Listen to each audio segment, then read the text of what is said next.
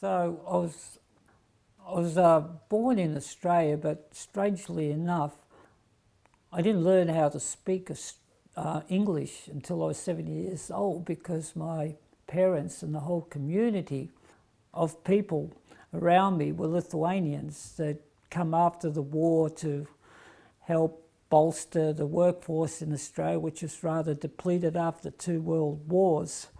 So I spoke Lithuanian rather fluently. And then when I come into contact with some of the books that were written by Srila Prabhupada, I noticed that there was a lot of Sanskrit in those books. So when I was there in Melbourne on the first day Prabhupada had a darshan, I took that opportunity to go there, I put my hand up and asked Srila Prabhupada, I've heard that the Lithuanians are a part of the Aryan race. Can you tell me something about this? And then when Srila Prabhupada, when Madhavisa Swami explained that question to him, he didn't get it first time, maybe it was my accent or whatever, but he said very forcefully, he said that the devotees, they're the best of they're the Aryan race. Those devotees who serve Krishna are Aryans, and then Arjuna was the best of Aryans, therefore he's the best of all, best devotees, best of all Aryans.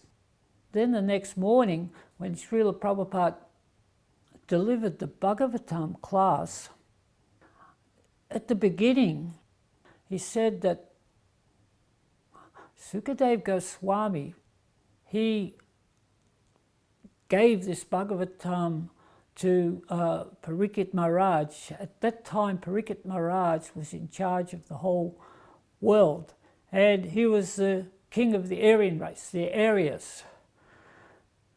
You devotees are also Aryans, because you're Indo-European stock, and Maharaj Parikshit's grandson, Maharaj Tejasi, he had 2 sons, and he awarded Eastern Europe those sons, and that is stated in Mahabharata. To me, that was clear. That was the answer that I was looking for, and that's a very, very significant, prolific answer, not only for Lithuanians, but the Ukrainians, the Latvians, the Belarusians, and the Russians, because there is so much Sanskrit scattered through all those languages that we can understand where our roots come from.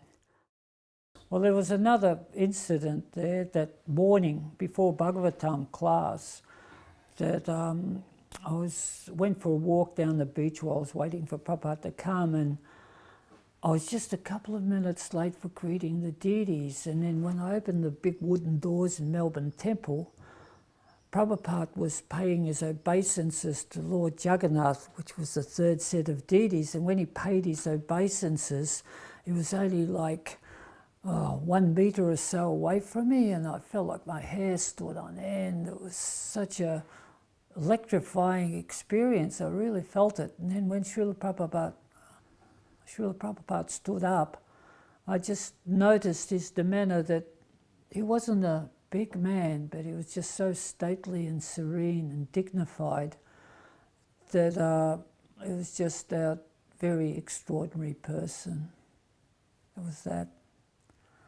The other thing was that Prabhupada's forcefulness, that how did Prabhupada know that I was a devotee? I was thinking that he actually was an all-cognizant spiritual master. There was no doubt in my mind at that point in time, and that's what was with me for a number of years, that because my big doubt was that how could he have so many spiritual disciples and look after them all? But there was no question that, because that was just a misunderstanding of the philosophy, because Prabhupada was present also in his books, the Sadhu and the Shastra are non-different. So all that got rectified, and the road was clear as to what the path was.